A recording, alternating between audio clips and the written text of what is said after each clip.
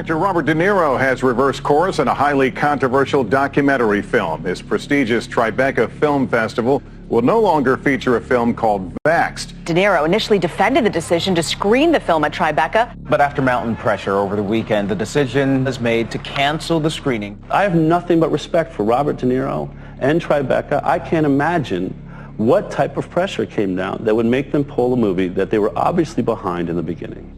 If Vaxxed would have been quietly screened at Tribeca and been summarily ignored, I don't know what would have happened. But instead, news outlets were covering the fact that Robert Deniro himself had pulled Vaxxed from the Tribeca Film Festival. That was a bad moment. That was a really, really bad moment. Working on Vaxxed was extremely stressful. It was interviewing lots of parents and hearing their stories. So for when we heard that we got into Tribeca, I was so excited on behalf of them and us that our stories finally would be heard around the world. When we got pulled from Tribeca, it was just like a massive punch in the gut. The parents, yet again, have no voice. That was the worst 3 days of my life until early the following week. There was a bit of controversy, some headlines at the beginning of this year's festival when it was announced that this film called Vaxxed would be screened. All I wanted was the movie to be seen. People can make their own judgment, but you must see it. With this controversy, probably more people will see this movie. Yeah, as they should, as they should. It was an extraordinary moment, and it really brings home how censorship works or doesn't work for the other side. They'd never confronted anything like this before. They'd never had to deal with a film like this, and they censored it. And the censorship caused it to explode. Everybody is now wondering about this movie that nobody wants you to see. Everybody learnt about Vaxxed, and everybody wanted to see Vaxxed. We get a call from Angelica Film Center that said, we want to screen your film this Friday. And we're like, this Friday? We weren't going to be screening at Tribeca till like 3 weeks from now. Can we at least go with the same screening date that we were planning on for Tribeca? And they said, no. You're the biggest social media story in the world today. We don't know how long that's going to last, and that's why we're offering you this opportunity. We've got no money, we've got no posters, we've got no publicity, we've got nothing, but we've been given 3 days to decide whether we want to take the Angelica Theatre in New York.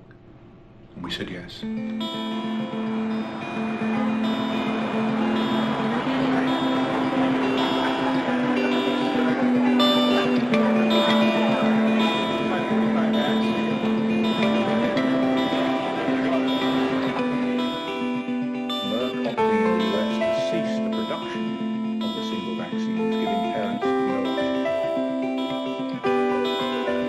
The experience at the Angelica was astonishing. People came in there hundreds and hundreds and hundreds and packed that theatre out for weeks. When the Angelica Theatre picked it up, the theaters were packed.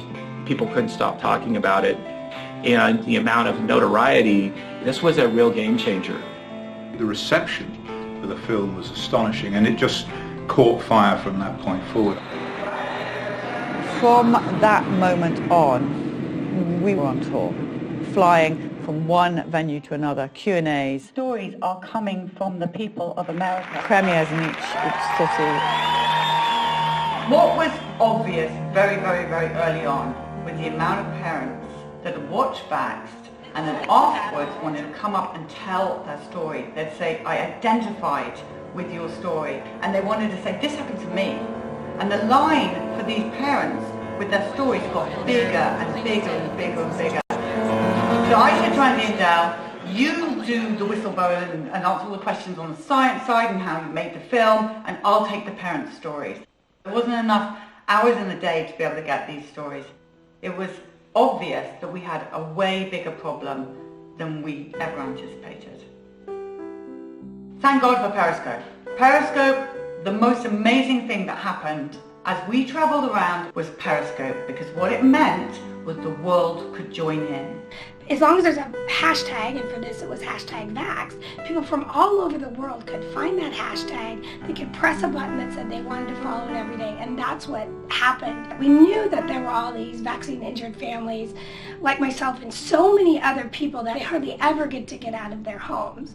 So we knew that there was a real solid group of people that would be very interested in this movement, allowing people to feel like they were there at the event. Our community grew and grew and grew and grew because of Periscope. It provided the opportunity for people to be there. We were live to the world. While we were hearing the story, the world was hearing the story. And that encouraged everybody to have hope and to keep going and to tell their story. We were exhausted. I mean, it just didn't stop. We were on planes every other day, going to a new theater, a new city. And I remember Polly was sitting there and she said, "We need a bus." Getting a bus of some kind to travel on the ground, to be with the people on the ground, was the way to go forward, because we were missing so many stories and so much time wasted just sitting in airports. In usual Polly form, I think it was like 14 hours later, she's like, "I found a bus." Vaxxed has just bought an RV. Woohoo! You know, we were sitting there and she was like, if we painted Vaxxed on the side of it, everywhere we went, there would be a billboard that the world would see about our film. Since no one will advertise, no one will give us any advertising, let's get a bus. The Vax van, the Vax RV is coming. Once I went live on Periscope and said, "We're going to get this bus," Dell called me. "You haven't even checked it out. Did you check it out?" Polly, did mechanic go through it before you bought it? It's like, no, I just bought a bus. You know, it's kind of the way it all had to be. The main thing that mattered was it had a good engine and it only had 10,000 miles on it. And at this point, remember, we're only thinking of just traveling around and getting a few stories. We're never going to do the big nationwide tour that we have now done. We're really grateful to you guys. Well, we're grateful for what y'all are doing. I'm a mother and a grandmother, and I know somebody that this affected. I watched it happen with my own two eyes. She was a perfect, normal little girl, and the next day, totally different child. We need to hear these stories. That's what we're doing. I want to hear from every person. Good job, brother. Thank you, thank you, thank you. The Vax bus is arriving. Billy is about to sign the back of the bus. Every single child, every person in America who has been injured by a vaccine in any shape or form, whatever vaccine it is, should sign this bus. Thank you. I've done that.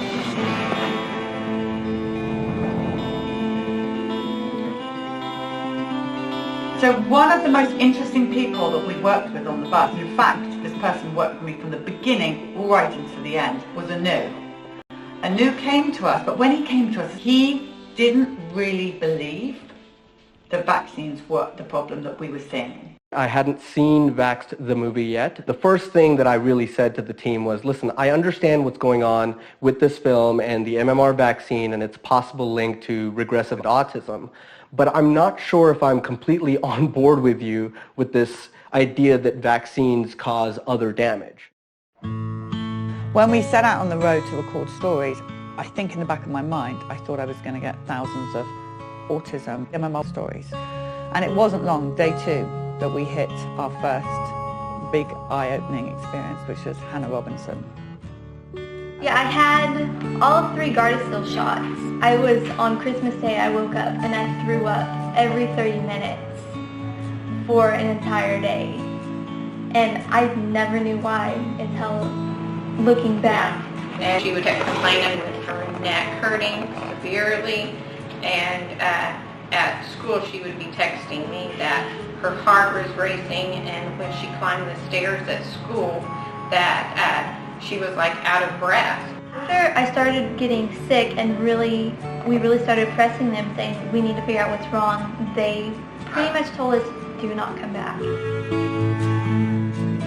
She single-handedly changed the mindset of the whole crew because she could talk, Unlike Billy, can't explain his injuries. She went through exactly what happened to her. Step by step, what happened to her, it started clicking in my brain like, wait a minute, there's something really wrong here.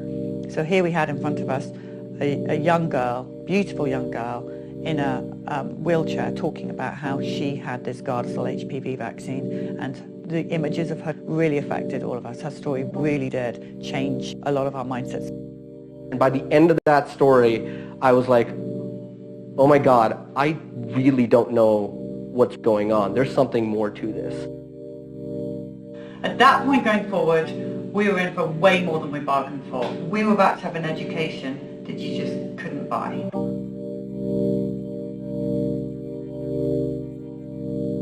When we started out on the tour, we were full of ideas. We're going to have these lovely chairs and tables, and when we get an interview, we'll just sit outside the bus. But what happened very, very quickly is the lines got bigger and bigger and bigger, and the noise of people coming to see the bus, wanting to tell their story. And so we moved everything inside, and that became the iconic place for stories to be told.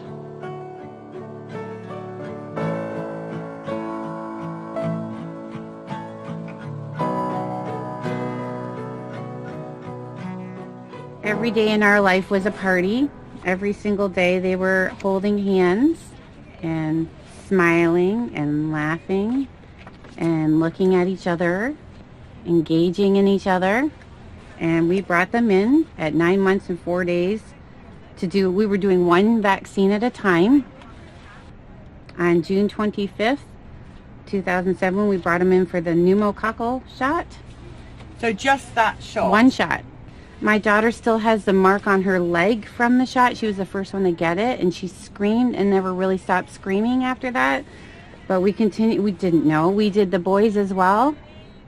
By noon, Claire shut completely off. Claire, our daughter, shut off first. It was as if she was blind and deaf and complete failure to thrive, from super, super happy, smiley girl to, this is a picture of her. She had full-blown eye contact. She was super lovely. Aww. And she shut right down. And all she did at that moment was stare at the ceiling fan. So that was at noon. We had the shot at 10 a.m. 2 o'clock, we watched Richie shut off. All his raspberry blowing and mama dada and the furniture walking and everything, they just shut off. All the giggles, all the smiles, again, failure to thrive. They lost all their reflexes. I'm an educational audiologist. I actually did the test for the stapedial reflex, which is a little muscle in the middle ear, just to see if a muscle they can't control was still working, and it didn't. The stapedial reflex dampens sound, so your ears don't hurt from a really loud sound, and both of them had no stapedial reflex. They stopped blinking, stopped yawning, stopped coughing, stopped sneezing. You could go towards their eyes and they wouldn't even phase, nothing would phase them. They lost their startle reflex. I threw a telephone book on the floor behind them, and no startle, nobody even looked to see what it was. So that was 2 o'clock. We watched Richie shut down, and I couldn't breathe. But here we go. The worst is when we saw the final one shut down. Robbie looked like he was hit by a bus. Robbie, from that moment on, had a stunned look on his face. If you asked or said his name, he still acted deaf and acted like he couldn't hear, although they did have normal hearing. I had it all tested. But he lost his happiness. This is a first year picture? First birthday. 3 months after the shot. 3 months after the shot. They were no longer engaged in anything or anyone. They lost their smiles. They just were in their own little separate worlds. They never held hands again. They never looked at each other again.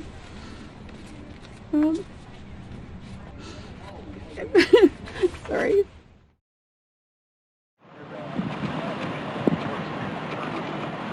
In a week, I'm going to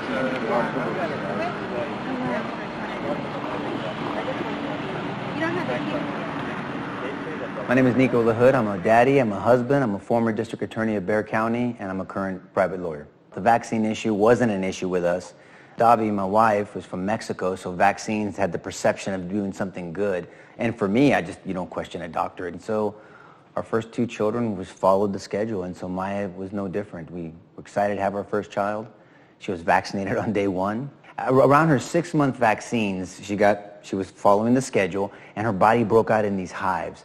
I mean, it was very alarming. First-time parents, we were scared out of our mind. We go to the doctor, and nobody told us it even could potentially be vaccines.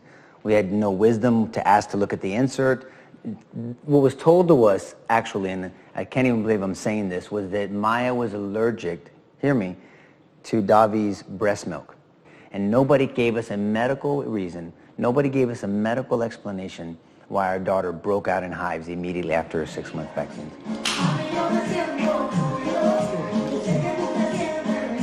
Michael's characteristics were awesome, and we have a video and picture of him making eye contact. He was responding to his name, smiling, pretending to read. You could keep his attention. He was goo-goo-gagging. Davi says it, I think, best when she said, man, this kid won't be quiet. I mean, he's going to talk. He's going to be a vocal kid. The irony of that statement is he's nonverbal. I've never had a conversation with my 9-year-old son. I will tell you for sure that he was not born on the spectrum of autism. He was engaging, he was responding, he was meeting his milestones until the 16-month to 18-month round of that MMR big dose of vaccines. In a negative way, we're trained not to ask questions, not to be litigators for our children. That's what I do for a living. I fight for people. I'm a legal bodyguard. And I had to deal with this for years, that I was not a good lawyer for my son. Every lawyer in America should be going absolutely apeshit over this issue. Think about what I'm going to tell you. No double-blind placebo study, meaning no safety studies. A crap load of injuries, no accountability. What lawyer would be okay with that? Even if you don't believe the claim that vaccines could be causing these injuries to our children, you can't be happy with that system. You can't. You know, I'm the one that looks at my son, and I can see him when he's having his meltdowns. I can see him trapped in the prism of autism. I can see him screaming and yelling at me and saying, Pop, how do I get out of here? What do I do to get out of here? I didn't do anything to get in here. Can you help me get out of here? We're the one that has to deal with that. And the one thing I will not tell my son is that I'm too much of a chicken shit to tell your story. That I promise you. That I'm too scared to tell your story, Michael. Since you can't talk for yourself, since someone's greed and deception took away your ability to tell your story, I'm going to tell your story.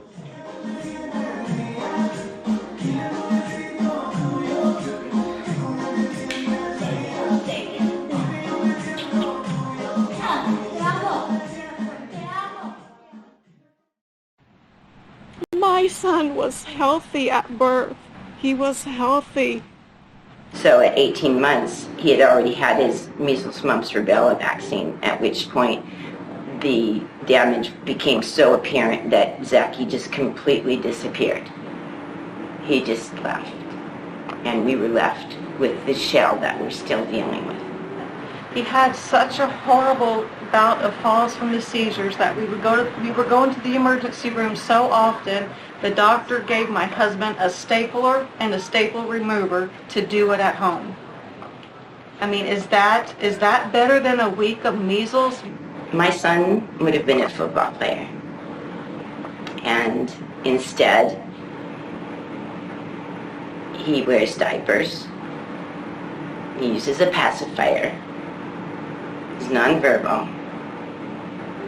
He has extreme rages where I think he's in some kind of a pain, and no doctor will take him as a patient here in Las Vegas.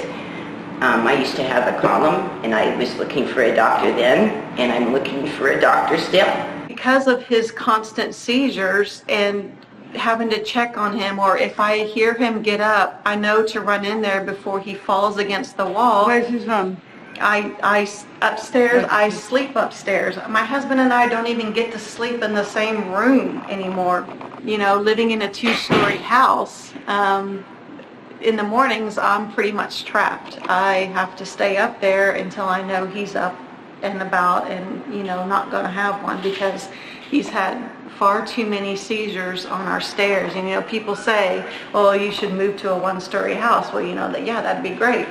Who's going to come renovate this house? The one thing that really just breaks my heart and that we can cry about is who's gonna take care of her when we're gone.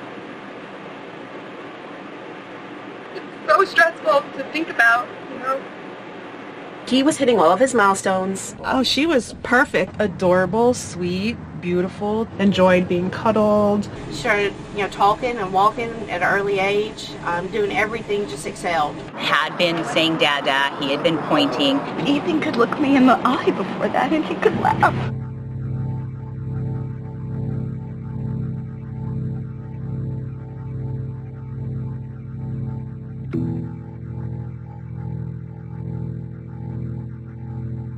Jamie was having fevers. Really high fevers, so we started having seizures. He's almost died on me several times. It was violent vomiting. He vomited. Projectile vomiting. Diarrhea. She was always crying. No medical solutions. Crying hysterically. Screaming. High-pitched scream that I'll never forget. She stopped talking. She completely shut down. Nonverbal.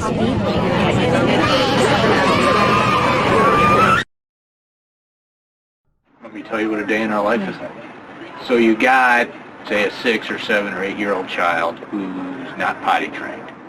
And at 2 or 3 or 4 o'clock in the morning, they fill their diaper. Well, you assume that's pretty uncomfortable, so they take it off. Pretty soon it's all over them. It's all over the bed. In short order, it's all over me. It's all over her. I'm snapping at her. She's snapping at me. We're both snapping at the kid, who is the only innocent party in the whole scenario. And the one thing that's conspicuously absent from that scenario is anybody who told you that shot was safe. They were all asleep in their bed.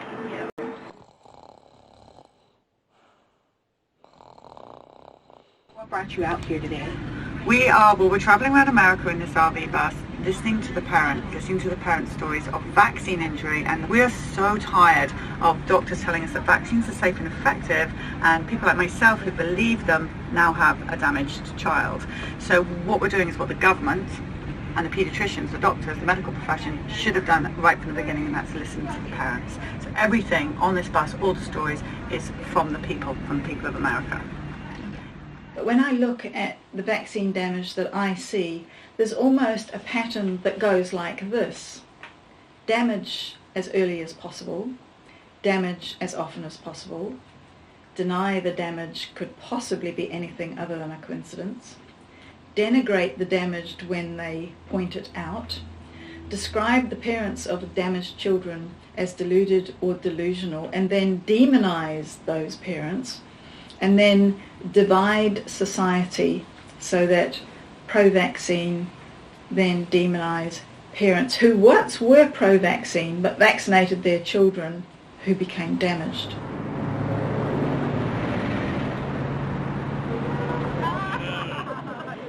My name is Dr. Suzanne Humphreys. I am primarily educated with a BA in physics, and then I went on to medical school and studied internal medicine and specialized in nephrology. What made me realize there might be a problem with vaccines was one of my own patients telling me that they were fine until they had that vaccine. So I investigated and found out that his kidney function was perfectly normal before he was given a vaccine, and he was requiring dialysis within a month afterward. I just felt like I needed to know the truth, and if the truth was that the vaccines were safe and effective in doing what they said, then I would have been a primary proponent for vaccines. I'd be marching to the drum of vaccination. I just needed to know, were vaccines actually causing problems in my patients or weren't they? I couldn't stop myself from researching after that because there was just so much evidence and there were so many things that I was discovering while I was looking into the safety of vaccination that really blew my mind. And in a kind of a morbid way, I found it fascinating because history was being rewritten in my brain from what I was programmed to believe. So we were honoured to have Dr. Suzanne Humphreys come on the bus. All we ever hear is, Polly, you can't be doing what you're doing because you don't have a medical degree. And here is Dr. Suzanne with a medical degree, a great doctor, coming on the bus. Everything fits in place. We have the perfect team now. There are so many more professionals out there that understand there's a problem and they want to know more. And they hear the stories from the bus or they read books here and there and they feel that they can't go on the way they used to. Yeah, what about the medical professionals, the nurses, the doctors who've come forward to tell their story, their realization that actually the parent's story was right all along? My name is Lisa Rankin. I'm a family physician. I'm Dr. Judy Mikovich. My name is Dr. Patricia Ryan. So I'm Paul Thomas. I'm a professor of medicine at West Virginia University School of Medicine. I'm Cornelia Franz. And you are a pediatric doctor? I am a pediatric doctor. And how long have you been practicing as a pediatrician? A really long time, over 30 years. I'm Cami Benton. Jane Orient. I'm an internist in Tucson, Arizona. I'm Dr. Ramon Ramos. I'm a pediatrician here in Savannah, Georgia. I'm an emergency room physician. My name is James Neuenschwander. I'm a physician in Ann Arbor, Michigan. My name is Dr. Sherry Tenpenny. I'm from Cleveland, Ohio. I've been researching problems associated with vaccines since September of 2000. I put well over 20,000 hours of my own time into researching these problems with vaccines. Dr. Bob Zajac. I'm a board-certified pediatrician. My name is Tatiana Buhanic. My qualifications, first of all, I'm a mom, and I believe that's my most important qualification, and I just happen to have a PhD in immunology in addition to that. We couldn't believe the medical profession as they started to come to the bus. It took a lot for those people to stand up and talk. I mean, they've seen what happens to doctors and scientists who've taken this issue on and who've been destroyed. Doctors, nurses, people with the top of the top qualifications in the medical world. And the story they've been told by their colleagues, by public health, by their pharmaceutical industry sponsored medical education was in fact a grand lie. So when you first started out to be a doctor, what kind of training did you get on vaccines? Honestly, I don't remember very much conversation at all. We were just taught that they help prevent disease. We were told on our rotations that vaccines were safe and effective. Here's the schedule. We are not taught what's in those vaccines. We are just taught what the schedule is like. Safe and effective, and they've saved millions of lives. We learned the schedule. We did not learn what was in them. It was more philosophically vaccines than the science behind it, I guess, if you will. As you know, medical doctors don't have a lot of training in vaccines. If you are one of those people who knows more than doctors, that's fine, no vaccinations, but you're not allowed to go to the doctor anymore. Okay? Why would you even want to go to a doctor who knows less than you do? It's amazing, but they didn't teach us very much. Very little. Very little. And what you got basically was told, these are the things that you need to give to your patients. It was just more about administration of the vaccines rather than the real effects and risks associated with them. Here's the schedule. These are the saviors of mankind. They're safe, and you need to make sure everybody's vaccinated. In the field of vaccines, everything is great. Everything is safe and effective. Everything has been determined. There is no need to go back and look at it again. Just like everybody else, I have to go to the insert and look what's in it. I don't know what they put in vaccines. And so I kind of thought that they were saline water and like bits of viruses and it, you know, super safe. And yeah, you learn about adjuvants and you learn about the immune system and how it works, but as far as what the vaccine actually does, and you never heard about the negative effect of a vaccine. Never. Zero. None. The whole argument of your doctor has done all this research. Well, if they've done it on their own, maybe. Yeah. Well, since there was no discussion of there being anything bad about vaccines, and unless you spend some time on your own, you know, investigating, you have the presumption that vaccines are good and that everyone should get them and that you should make sure that every child coming into your office is getting them on schedule or they're going to have some horrible illness. So there wasn't any training. There wasn't any looking at side effects. There wasn't any of that. So nothing. Would an immunologist be probably, of all the medical professions, someone that is near to being an expert? I'd say no one is an expert in vaccines, absolutely no Parents one. Are, by the way. Yes, because no one is being taught about vaccines in schools. And so basically in vaccine field, You really have to be a self-taught expert. If doctors don't know about vaccines because they've had no training, then who are you going to trust? You have to trust the parents. You have to listen to the parents.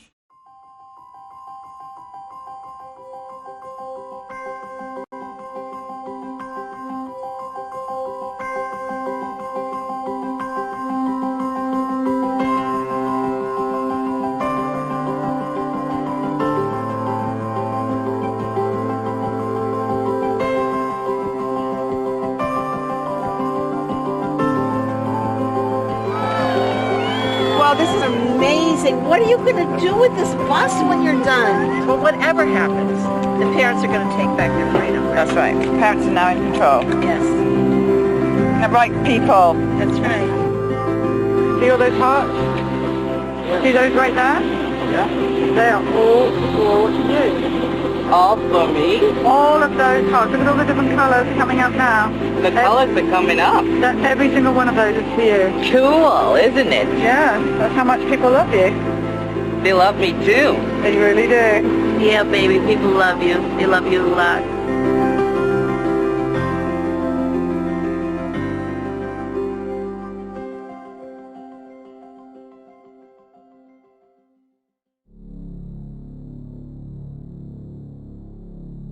I predict that Gardasil will become the greatest medical scandal of all times, because at some point in time, the evidence will add up to prove that this vaccine has absolutely no effect on cervical cancer, and that the very many adverse effects which destroy lives and even kill serve no other purpose than to generate profit for the manufacturers.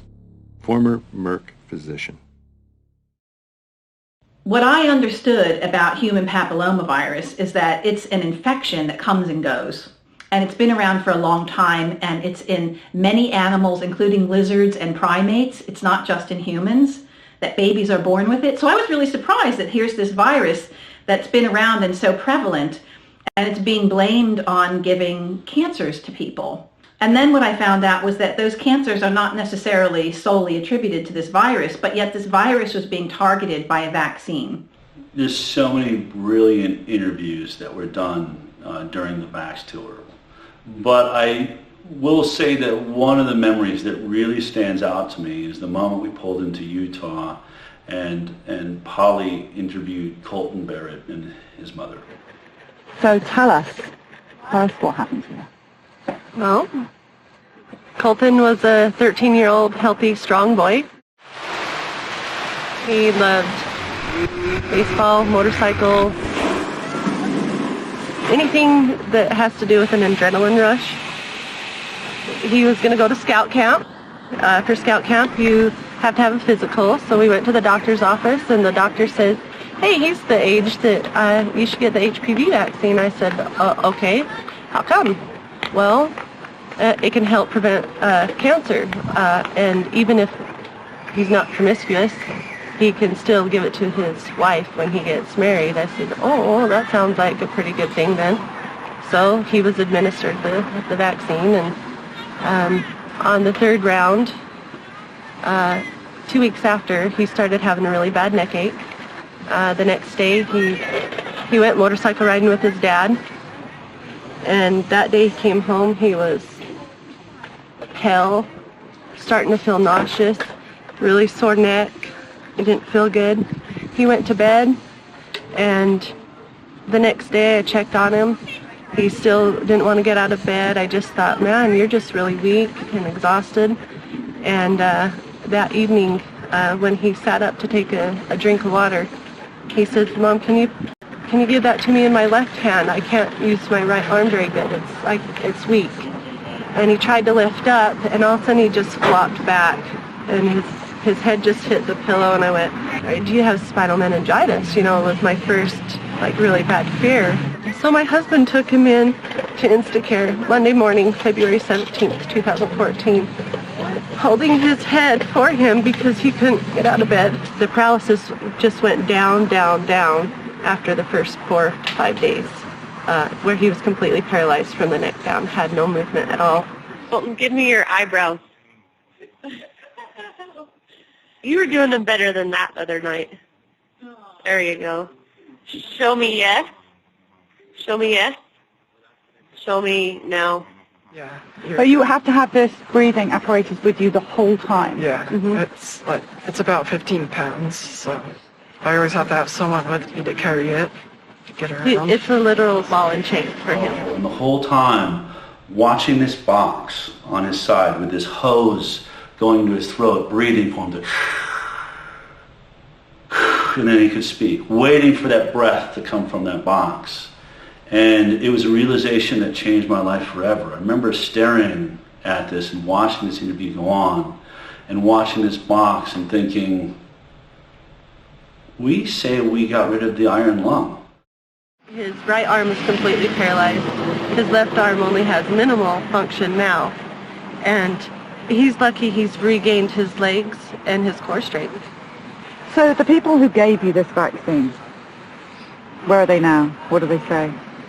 Our doctor is actually, he's the doctor that delivered him. He's just a family practice doctor. I still like him. I am upset that he still wants to give the vaccine, but you know, he will not give it to boys anymore.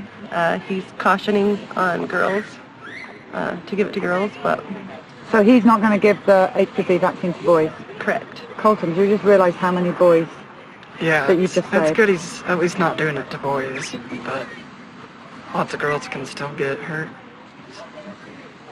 All right, so let's start by talking about your life before Gardasil. I was more artistic. I wasn't into sports, although I did like to go jogging, do exercises whenever the weather was nice. Let's see. Yeah, I was a competitive club soccer player. I was trying out for ODP, which is like playing for the state and stuff. Soccer. Yes. Mm-hmm. She played year round, and on top of that, right around that time, she was running track, the 400, 800, and long jump. Yeah. Prior to the Gardasil shot, Corinne was academic excellence. You know, she always great grades. I was athletic, straight A's in school. Really no health issues before. And what sport did you play? Volleyball. You were a volleyball? Big volleyball player. Basketball was my favorite. I played that from kindergarten up to my senior year of high school. And then I would play softball and volleyball. Top honors in her high school, graduated top in her class. Top of that, she was a head cheerleader for 3 years, captain of the cheerleaders, won a national competition. I did karate. I was almost a black belt. I could take down a 40-year-old black belt who used to spar with me. We got the shots. She was accepted that summer into a high ballet school at the University of Irvine and could not dance. Ballet, tap, jazz, hip-hop. Pretty much everything I could possibly do, I did. I mean, she was doing really well in school, and she was really popular, and she actually had auditioned with Disney, and they wanted to fly her out to California, and she had a very promising future. Yeah, I was really active. I started going to the gym with her probably at age like 13. 4 or 5 times a week, played volleyball. So sleeping for a couple of days was out of character? Completely. She was playing basketball, she was doing track. She made varsity wrestling her freshman year and had a grip of friends. And her freshman year, that's when she got that HPV vaccine and everything changed for her. She was a straight A student. Everything she was doing was for scholarships. She was college bound. That's where she was going. And this destroyed that for her. I had never seen a vaccine cause so much devastation as I had with the HPV vaccines. The Gardasil vaccine is among the most injurious of any vaccination that's ever been manufactured in the United States.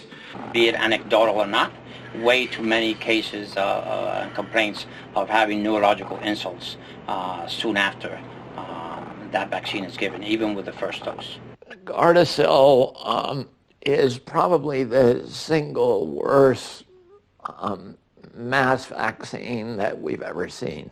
So what we were seeing was these really high-functioning teenagers ending up in wheelchairs, and some of them actually ending up dying or killing themselves. And I don't think you can ever justify that for an infection that comes and goes, that causes very little disease in and of itself, and something where pap smears were doing such a good job, it really just didn't make any sense to me. This vaccine targets millions of preteens and teens for whom the risk of dying from cervical cancer is 0. They started talking to me about get my HPV shot, and I turned them down about 1 or 2 times. This doctor sat down and badgered us for 45 minutes. They started showing me photos and saying that I'm going to get this and that I need to take this shot. Photos of what?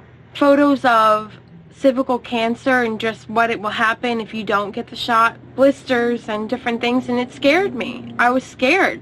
I didn't want that. Every single time I went in, she was like practically shoving it down my throat. The doctor literally scared me into taking this vaccine. I had said no twice before because it was too new. You know, nobody in their right mind would ever take this vaccine if they actually read the clinical literature. She pushed my buttons just enough, trying to make me feel like a bad mother if I didn't give Caitlin the shot. You know, do you want your daughter to get cervical cancer? Who wants their child to get cancer? You need to get this vaccine. What's going to happen when you get cervical cancer and die? Well, cancer is a scary word, so of course I started to listen. Oh wow, oh my gosh, sign me up. I don't ever want to have cancer. I was just afraid of the word cancer, so I thought, oh my God, I have to go get this, it's free. You know, I was young, I didn't know anything about this, so I just was like, okay, I just agreed to it. The death rates in the Gardasil trials were 37 times the death rates for cervical cancer. Children who take that vaccine, the Gardasil vaccine, are 37 times more likely to die from the vaccine than they are to die from cervical cancer. I really wasn't educated about Gardasil at the time, so I allowed the vaccination. The biggest mistake of my life. So I go and get the first shot, and from what I was told by my doctor, I immediately went into a seizure. I was on the floor seizing, and then I just passed out cold. So she had a baseline physical, but it was also the same day she got her second vaccination of Gardasil. The doctor detected a heart arrhythmia. In all of her 20 years, there had never been any heart arrhythmia. She never had any symptoms or any indication of any difficulty. No one in the family ever had a heart problem. So we were really surprised. I started having severe leg pain. I couldn't move. I couldn't get up out of bed. Could not move my arms. My leg joints would feel like my leg was about to come out, and it would be in like excruciating pain.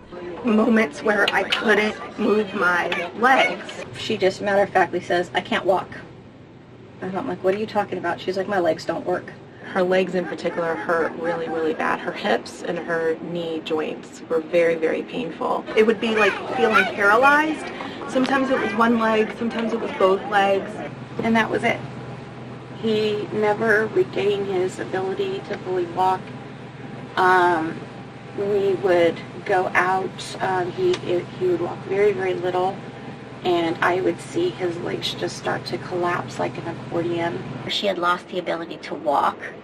She couldn't see very well. Her vision was doubled and blurred. She couldn't read anymore. She began to regress. She became like a 9-year-old child. They gave me my shots in my left thigh, and the last one hurt really bad. It felt like they were injecting fire in my leg. She got the third shot.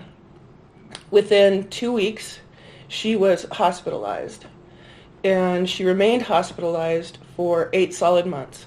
She's been hospitalized 9 times in 26 months. Hospitalized for what?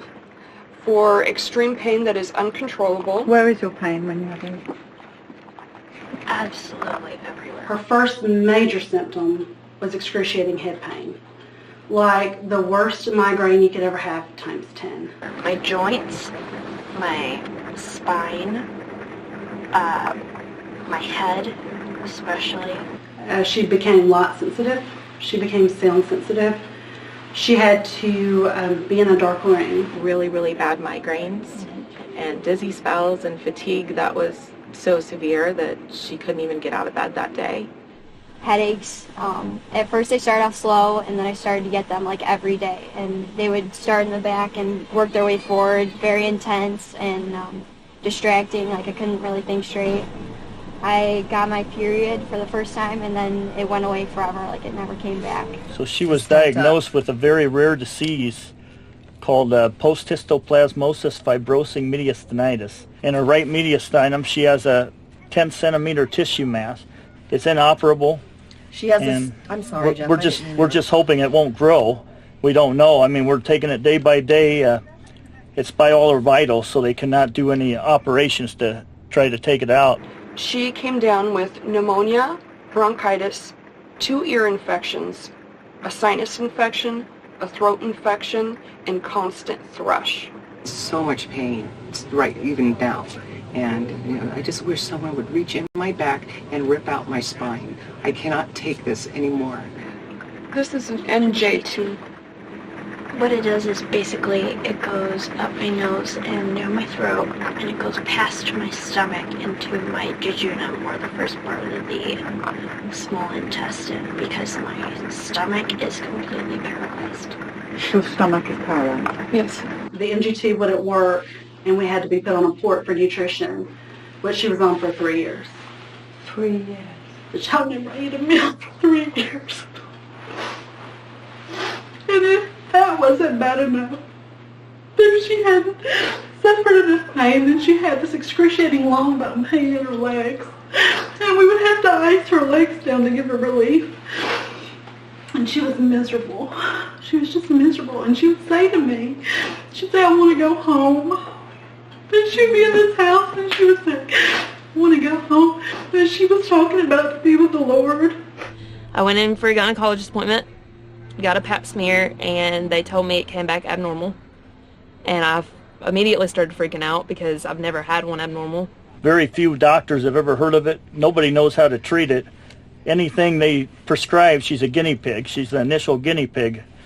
So they put her on an immunosuppressant and itraconazole, which is antifungal medication. I'll dump some of them out. This is what it looks like to be on Gardasil. The aftermath of it. And this is just one bag. We got about 15 more at home. I said, okay. I said, so what does that mean about the abnormal cells? And she said, well, they're precancerous. And I said, cancerous for what? And she said, cervical cancer. So we have to worry the rest of her life if the inflammation in her body is going to make that mass grow again. I should have never got those shots, because in my mind, I knew that they were what gave me HPV. So the problem with Gardasil, like most vaccines, is it was never tested against a true placebo, an inert placebo. And CDC and HHS say, if you don't test it against a true placebo, it's not science. A placebo is just an inert substance that doesn't cause any damage, that they give one group of individuals in a particular clinical study, and then they give the drug. That's the experimental group. They give that to another set of individuals. The people that were supposed to be the control group, they got aluminum. And when they did that, out of every 100 patients, they had at least 2 severe autoimmune events. You have no way of gauging whether the injuries you're seeing from the product are being caused by that product or whether they're just bad, sad coincidences. The CDC knew about this. Merck, the manufacturer of the Gardasil vaccine, knew about this. It's as plain as the nose on your face. All you have to do is look at the clinical trial data. The entity that is actually performing the study and paying for the study is Merck. So Merck got to decide which injuries were being caused by Gardasil and which were just bad coincidences. And because it had that power, it just wrote them all off as bad coincidences.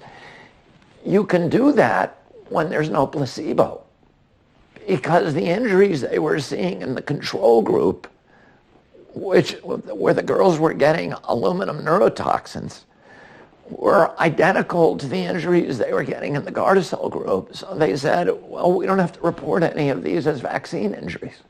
they were able to license something that is insanely dangerous.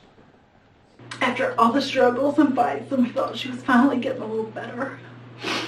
She went to sleep. She wasn't feeling good during the day. And I went in to check on her. And she looked like she was very still. She was in her bed. And she had passed away. And I tried to revive her, but she was gone. I loved her so much. I would have given my life for her. She was just a good kid. And her mom made a bad choice. The last hug I gave her, I was standing on the step hugging her, and I wanted her to stay longer. And she said, "No, Mom, I want to get back to school." Okay, I'll see you in a couple weeks.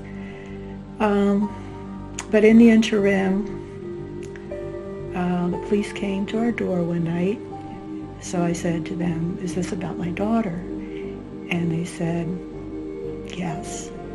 And I said, "Was she in an accident?" They said, "No." They said they found her dead in her bed at school and that they didn't know what happened. And so, I don't know if anyone's ever had somebody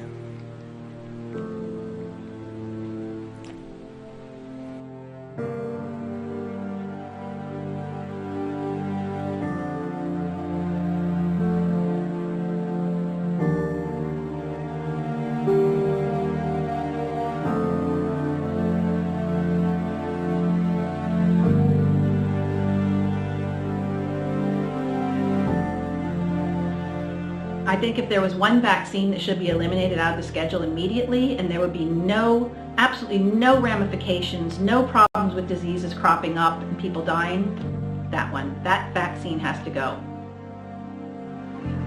So tell us from your point of view. Well, it does suck, not being able to play sports anymore. Because I did do a lot of sports. It was my favorite. You are awesome sportsman. It's just seeing photos of you. Yeah, and I have to sit on the sideline, just watch everybody. But I'm getting used to it, so it's not as bad anymore. The one thing about Colton is he does always smile, and he's an awesome kid that way.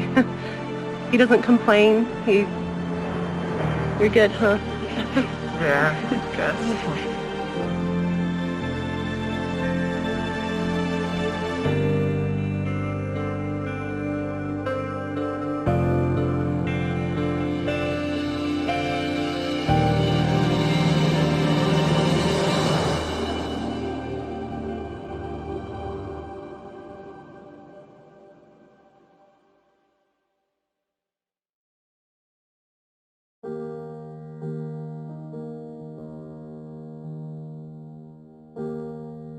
We're doing this broadcast in memory of these babies who have passed away.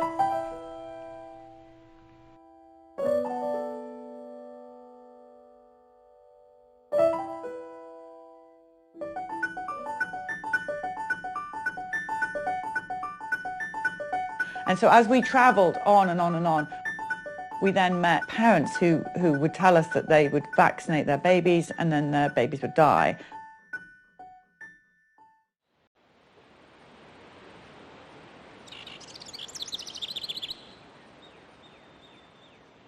I walked up to kiss him goodnight. It was 12:06 in the morning, and I kissed his cheek, and it was like an ice cube.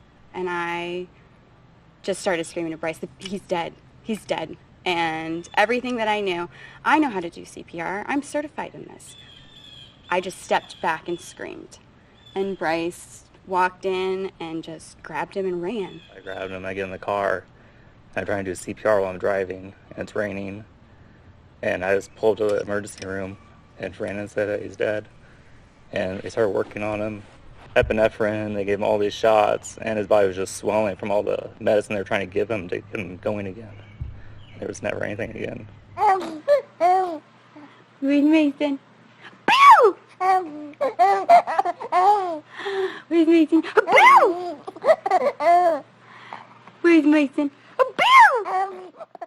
The infant mortality rate study that was conducted by the Centers for Disease Control in 2014, and they looked at the incidence of infant mortality in 34 developed nations, and the United States placed last. We were 34th out of all of these developed nations. We give the most vaccines during the first year of life. He got his Hep B, he got his vitamin K. At 2 months, and I think at 4 months, and then at 6 months. She had the Hep B and she had the vitamin K injection. He got his hepatitis B, Rototec, polio, Prevnar. One in each leg, one on the arm, and one oral. Rotavirus, which was oral. The DTaP. DTaP. Well, when we went to get him vaccinated, he had just been hospitalized for RSV. And when we went in, I said, I don't feel comfortable with him being vaccinated because he's just been so sick. I think that we need to wait. And the pediatrician looked at Bryce and I and said, if you don't vaccinate your son, who was born at 35 weeks and is a premature baby, you're signing his death certificate for this whooping cough. Well, that's when the doctor told me he was going to go ahead and vaccinate her, being she was there. And I did ask him, because it was 2 weeks early, if it was okay. He said, yeah, it would be no problem. This is the day that she had the vaccines. This is before we left to go to the doctor. So we were just about to go? Yeah, and this is her the very next day where she started running the high fevers. I mean, we could see there was something not right. I never second guessed it that I shouldn't vaccinate them. But at that appointment that morning, as I was laying him on the table to get him vaccinated,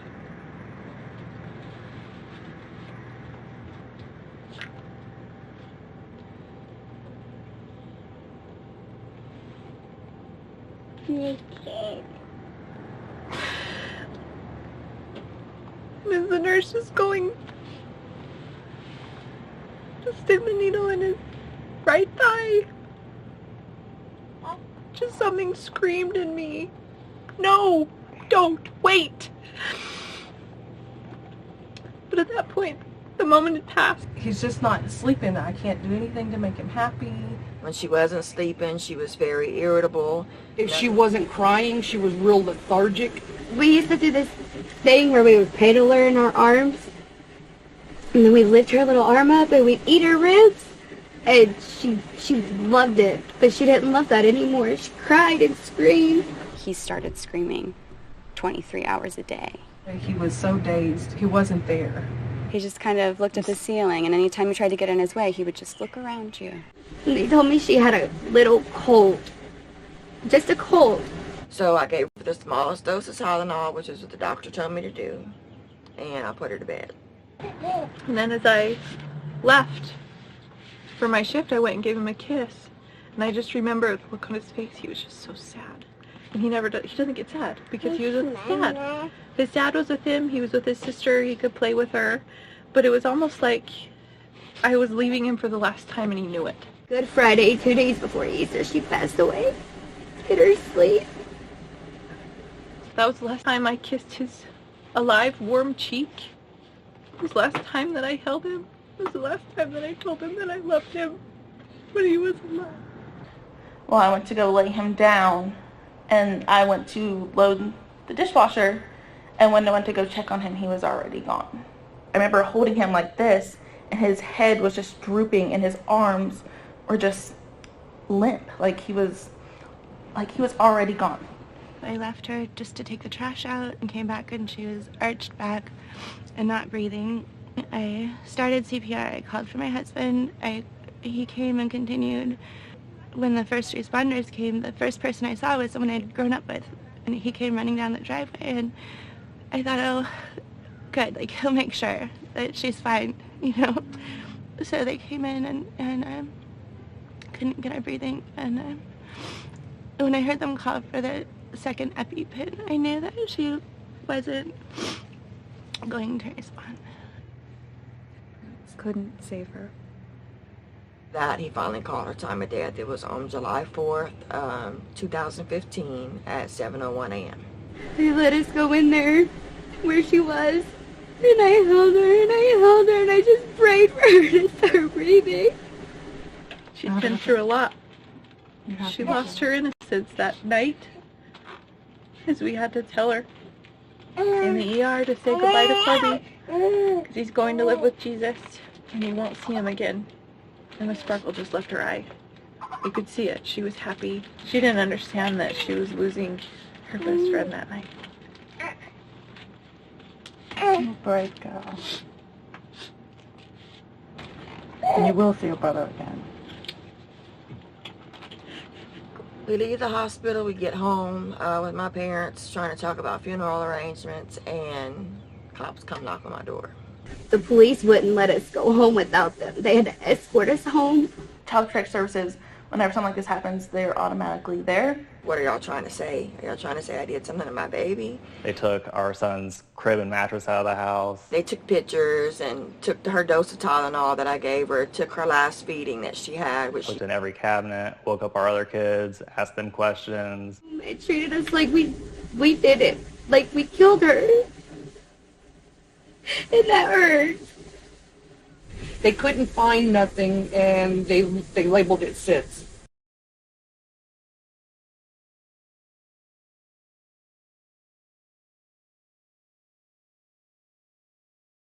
You know, these infants don't need to be dying like this. The diseases are not coming at them at such a rate that we had to protect them at all cost with a vaccine. You know, when people tell me vaccines are making children healthier, really, I look at the hepatitis B vaccine. Hepatitis B for a newborn whose mother doesn't have Hep B makes no sense. Drives me insane. Why is that a vaccine for young children? There's just no reason whatsoever that a newborn, a 1-month-old or 6-month-old should be vaccinated against a disease that is basically sexually transmitted. So then I asked, well, how long does the hepatitis B vaccine last? And he said, well, we hope it lasts about 12 years. So I'm just saying, you know, this just does not make sense. This has actually been proven that these vaccines cause cardiovascular instability in these infants. And so all that aluminum that you've just given in these killed bacterial or viral vaccines is having a profound inflammatory effect that's killing them. You look at the packet insert, you even look at the literature of the National Vaccine Injury Compensation Program.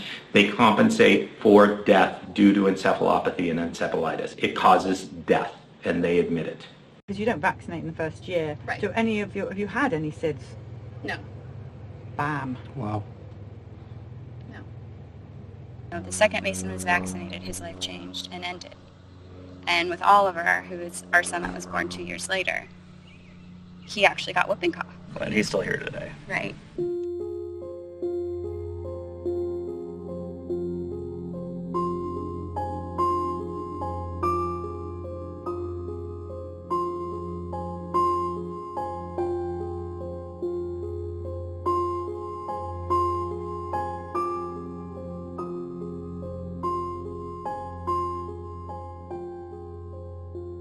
Whoever knew that you could die from a vaccine? I had no idea you could die from a vaccine. There was death everywhere. The dead babies, the toddlers, the young children, the teenagers, the adults, the old age people. Every day we would have a death story in every location.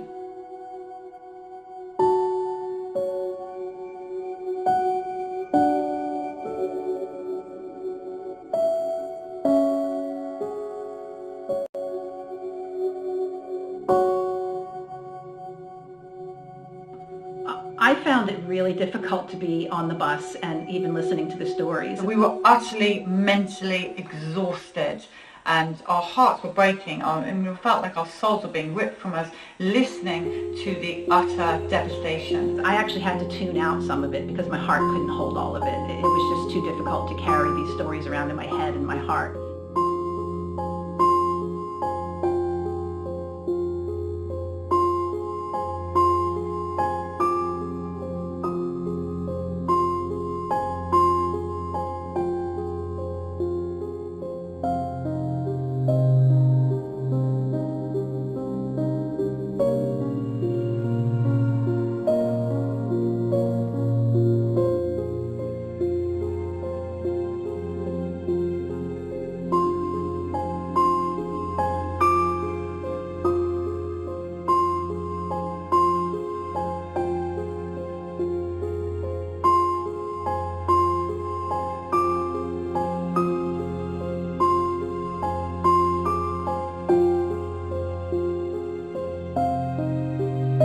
This is our memorial to those who have been unseen and unheard.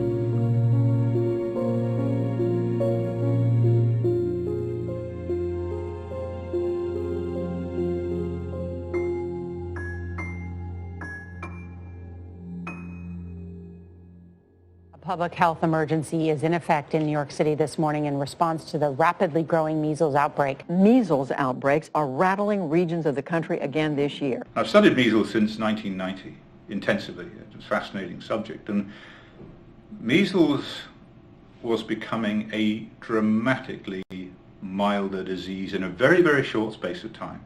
During the 1920s, it was a major killer of children, 1,200 per million during epidemics, and that fell precipitously beyond that point, to the point where in the single vaccine was introduced, there'd been a 99.96% reduction in case fatality rate.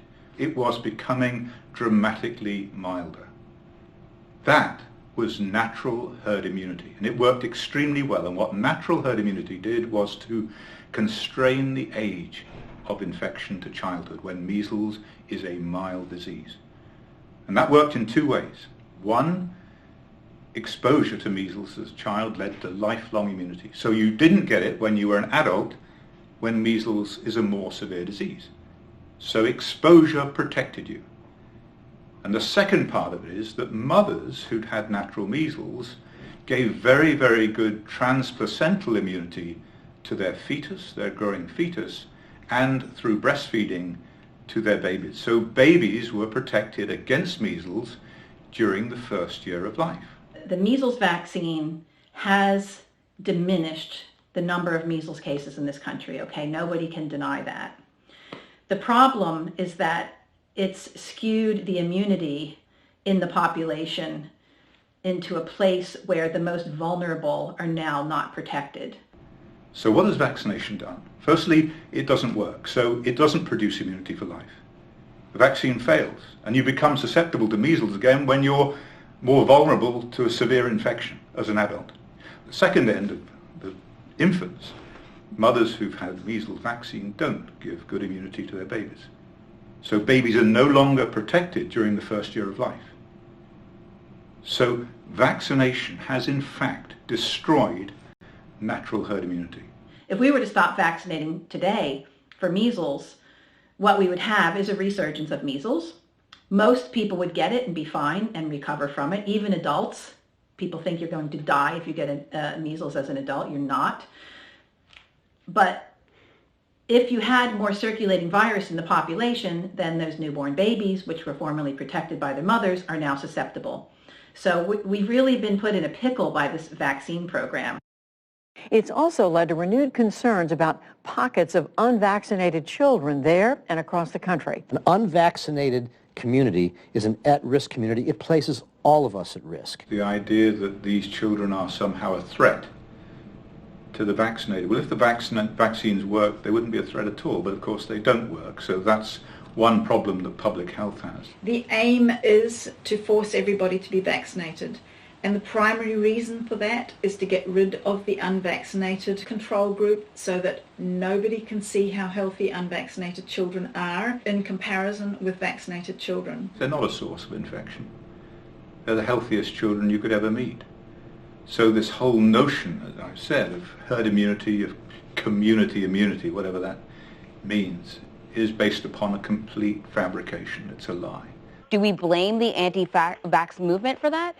Well, yes. Unfortunately, these outbreaks are due to the anti-vaccine movement. Our media is trying to make people hate unvaccinated families, unvaccinated children, making you terrified of the measles. And the reason the measles is spreading is those people that aren't using the vaccines.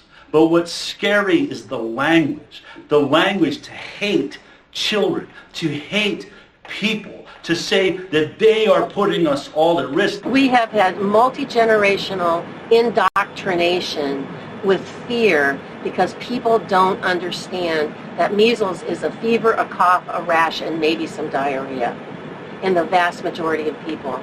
And autism really is a disease because it is something that's permanent, life-changing, and lasts a really long time. So would you rather have a cold or a flu, or would you rather have a lifelong travesty because you're so afraid of getting an infection? A child of mine was healthy, strong, and full of life before vaccination, but very shortly afterwards it became dull and pale, and soon sickness made its appearance. It just escaped death. I believe, sir, we can go so far as to say children that have been vaccinated can be picked out from those who are not.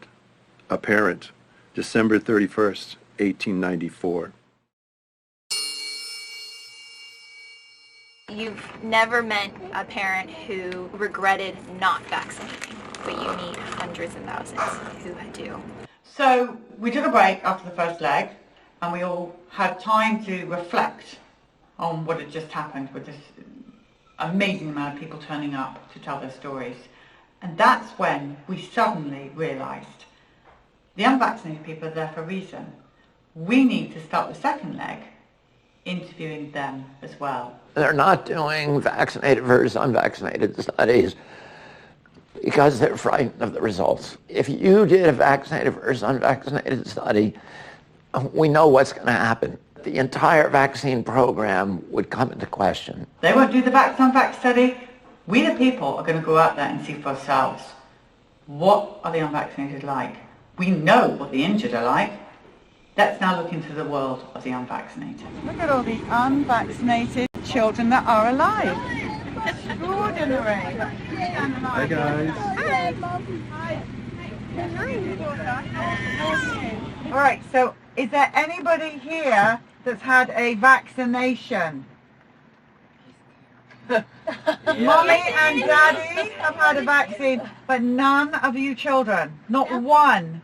I mean, they have amazing immune systems. When they get sick, we get over it in one day. Both of my kids are really, really healthy. Health-wise, she's insanely healthy. I mean, she never gets sick. They're both insanely intelligent. Their health is ridiculous. And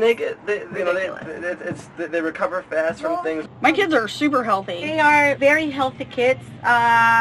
They have traveled to many places. My kids have gone to Nicaragua. You can't get more third world country than that, trust me. With no vaccines. With no vaccines. I have super healthy, great, unvaccinated kids. How is all your health? Well, we're all healthy, and we've never been to a doctor for any reason except a broken arm and a neuromuscular injury. I have 3 grown children. They're all grown up. And did you vaccinate your children? No, I did not. They're all completely unvaccinated. I can probably count on one hand how many times they've had to go to the doctor in their entire life. I have 15 or 16, I can't keep track, 15 or 16 nieces and nephews, and none of them have received vaccines, and they're all very healthy kids as well. 10 grandchildren, 4 great-grandchildren, 5th one on the way who will not be vaccinated either. They're all extremely healthy. They're all so healthy. It's like they don't have asthma. It's like they're not sick all the time. They get a cold and they get over it. Every time we've been in a situation where my kids have the same thing that the kid next door has, their symptoms are night and day. They fare so much better and heal so much quicker. I've probably been sick once this year, and it was just a cold. I had a stuffy nose, and it lasted for like 2 days. Even his friends who are partially vaccinated are sicker in general. My kid has missed like maybe a handful of days from kindergarten to 6th grade. My other friend who has a daughter who is also unvaccinated, I saw her at school, and so I kind of whispered to her, I'm like, so how many days of school has your child missed? And she went, and I said, mine too. It was so blatant that these children were super, super healthy. I had never seen health like that. I didn't know that health like that was even possible, not needing antibiotics in one's entire life. I've never had an antibiotic in my life. 48. 48 years old, never had an antibiotic, ever. He's 16 years old, no allergies, no rashes, no ear infection, no colic, no antibiotics. She's never had an over-the-counter medication, not once. Neither one has ever had a shot, Tylenol, aspirin, antibiotic. No antibiotic. Neither of them, apart from that, have had any antibiotics or any meds. She has never had an antibiotic. My daughter had an infected toe, and she had antibiotics once for that, but that's been it. People that I know that do vaccinate, I know their kids have more, seems to me, more health problems. I mean, my kids don't really have any, like definitely no chronic health problems. They've never been on pharmaceuticals. They've never needed You know, they've gone to the doctor for broken bones, which is why it's one thing I like doctors for. The totally unvaccinated kids are always the most healthy ones. So my daughter also had like 3 ear infections before she was 6 months old. After that 6-month appointment and we stopped, she hasn't had one since then. Nothing. She was perfectly healthy. Robust health. Yeah. She's never had an ear infection. Neither of them have, actually. What about ear infections? No. Because you're 14, you must have had at least one ear infection in your life. No. My daughter is now 12 and has never had one single ear infection. Ear infections? No, none of my kids have had ear infections at all. Whatever. No, none of them. See the number of children in these unvaccinated populations that have never even had an ear infection. I mean, I can't imagine that. My son was a walking ear infection. All we did was toss antibiotics down his throat in order to keep the ear infections at bay. And now you have these children who are unvaccinated, and the significant, large proportion of them have never seen an ear infection.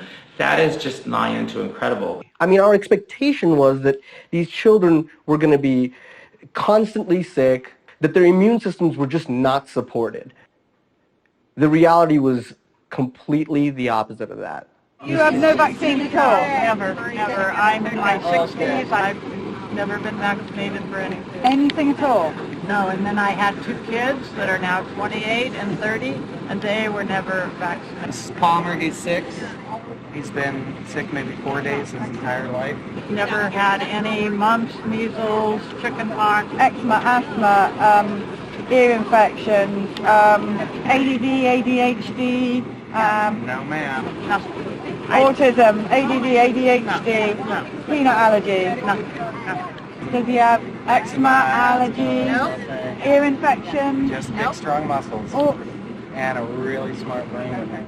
I could see the difference in kids. I used to be a kindergarten teacher, so I know what kids, you know, should look like and what they are looking like today.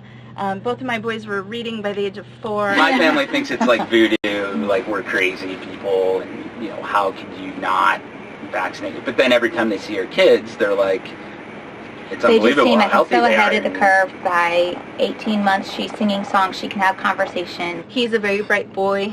He's 3 years old and he's learning Mandarin. He knows Spanish, he knows English, he's a bilingual child. Sign language. He knows sign language. He's a very bright child. She does sign language, she speaks Spanish. Just teach him Spanish. 2, yep. He's speaking 3 languages. Yep. So he's English, Spanish, and sign language. They're very smart, and it's actually a challenge to challenge them with reading and math, and they're beyond their level. They're all highly intelligent, bright-eyed, healthy children. He's 3 months old and he is so strong. He's super strong. Hi. He's super healthy. He's happy, smiling all the time. I can't get over this 4-month child. It's like basically standing up. I'm just supporting her. Do it over there, guys. She is alert. She's so strong. This is the best therapy ever. Grab an unvaccinated baby and cuddle it. Sorry. It's perfect. Guys, you know, I'm sorry to report to you, it's the truth. It's what we're seeing out here. We're not making this up. This is the people of America reporting to us their children that are vaccinated and injured, and their children that are unvaccinated and perfectly fine. Everything suddenly became lighter. The minute we invited the unvaccinated into our lives, everything went up like that. So you could do a Sid story, which broke our hearts, and then in would come an unvaccinated family. And it was not long before we could see that their story is the same over and over and over again. Just like the vaccine injured, it's the same over and over again. Doing this for 15 years now, I'll share with you that the vaccinated kids are the sickest. The partially vaccinated kids are not as sick, and the unvaccinated kids are the healthiest.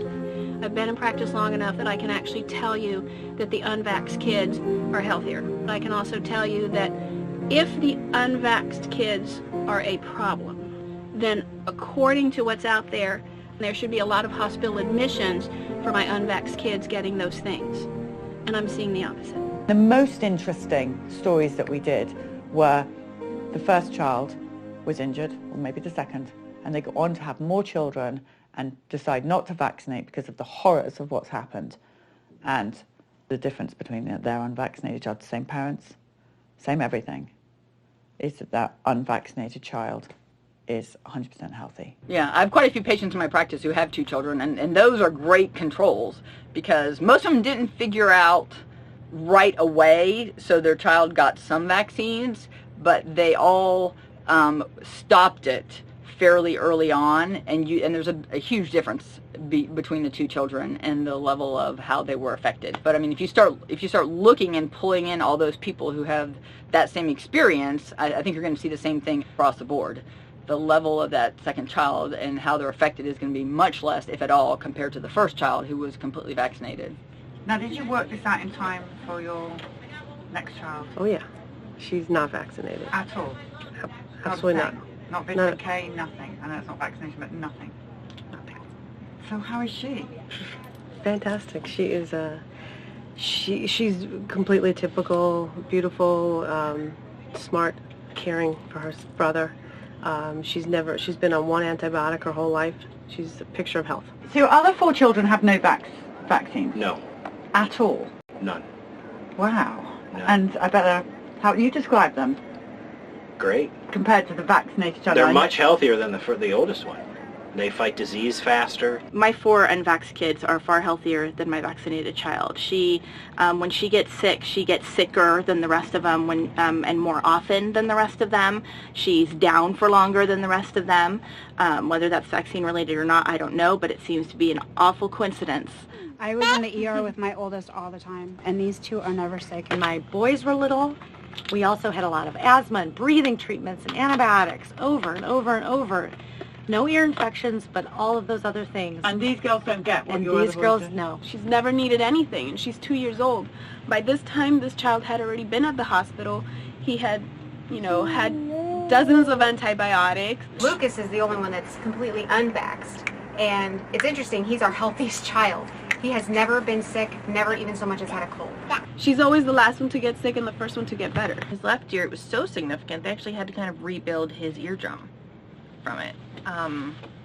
And that's, to me, that's one of the stark contrasts I see is our 13-month-old has had not a single ear infection. Riley has had none. So Caden gets strep throat about 3 times a year.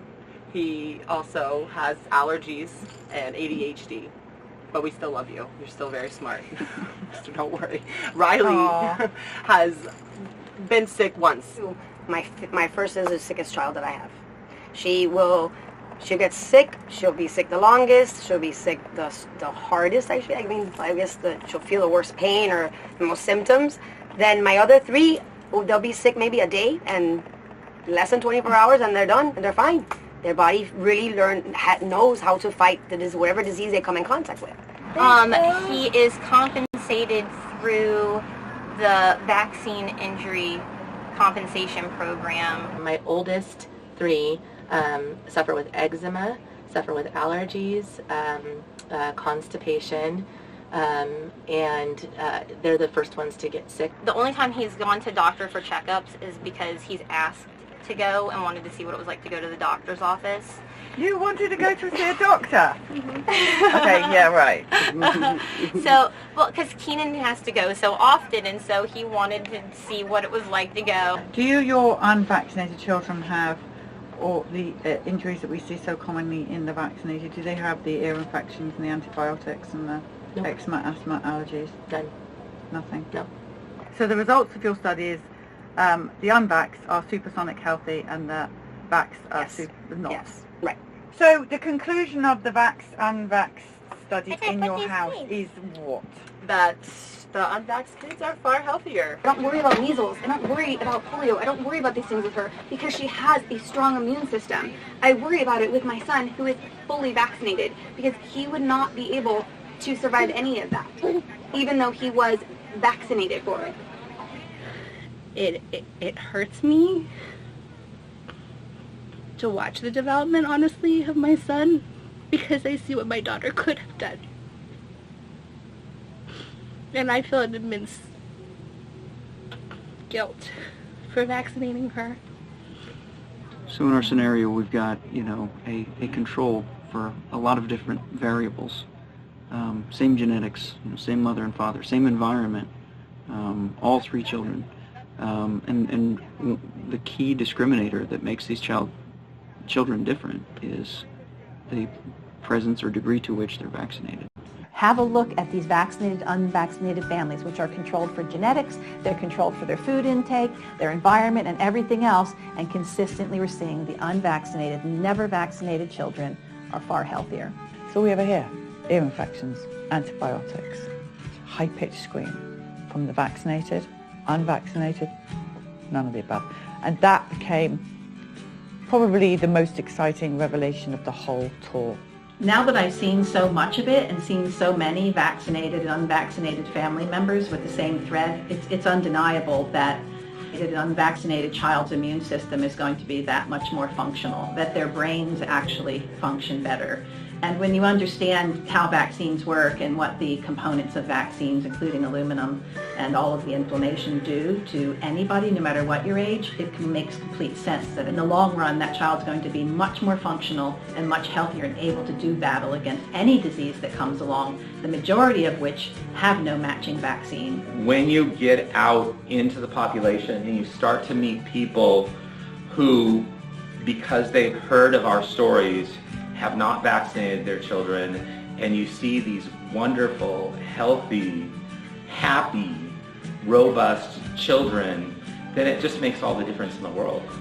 And these are the children that actually now we need to protect above all others. Not force them to be vaccinated by rule of law, but to protect them, because they're going to be looking after the damaged children in the future. There's no question about what we saw. What we all collectively saw was the same thing. Health, health, health with the unvaccinated, injury, injury, injury with the vaccinated. Same story. That doesn't mean they're never going to get anything. You know, the only thing it says to me, my kids are vaccine free. My kids will never, ever, ever be injured, ever.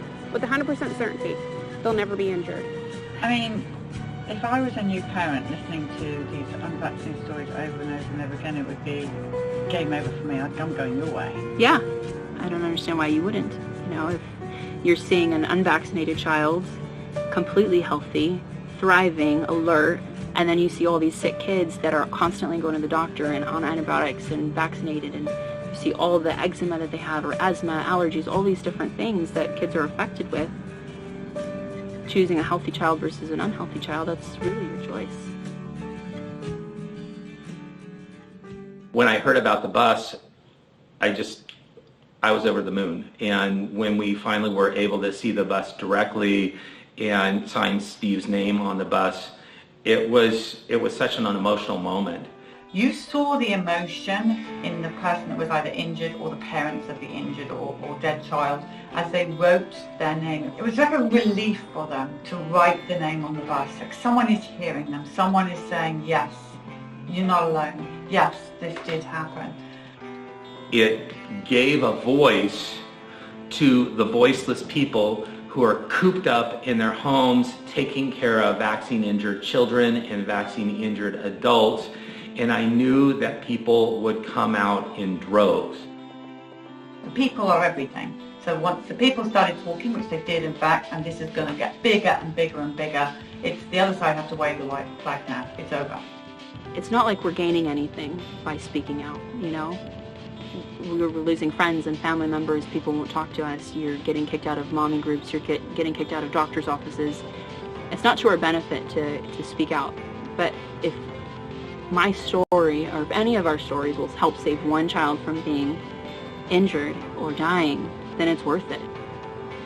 Because you can't walk away from something like this and know the truth and not say anything. You can't. What have we done to all these people? We've taken their lives as they should have been. We've destroyed the brains of countless people around the world. It can change, and it will change, and we will win this battle, if that's what it is. And we will win it through the parents' stories. We will win it through the parents telling their truth. We'll win it through the doctors and nurses standing up and saying, this is what I know to be true. If I'd seen that vaccines can cause injury outside of autism, injury beyond belief.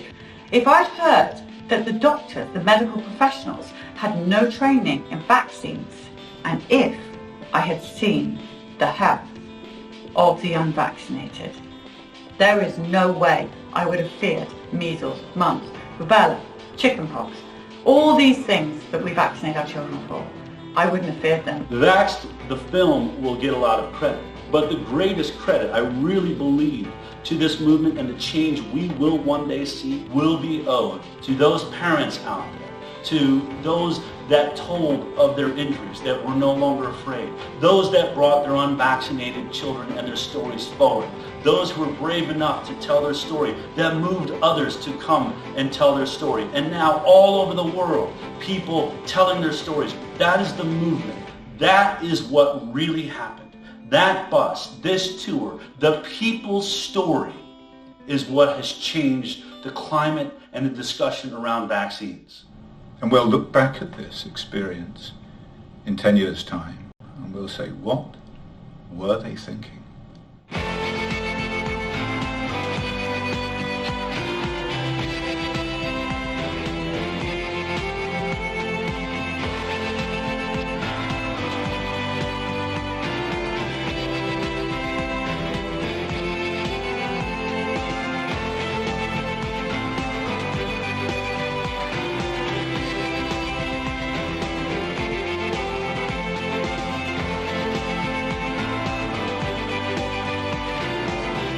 So the bus can go on and on.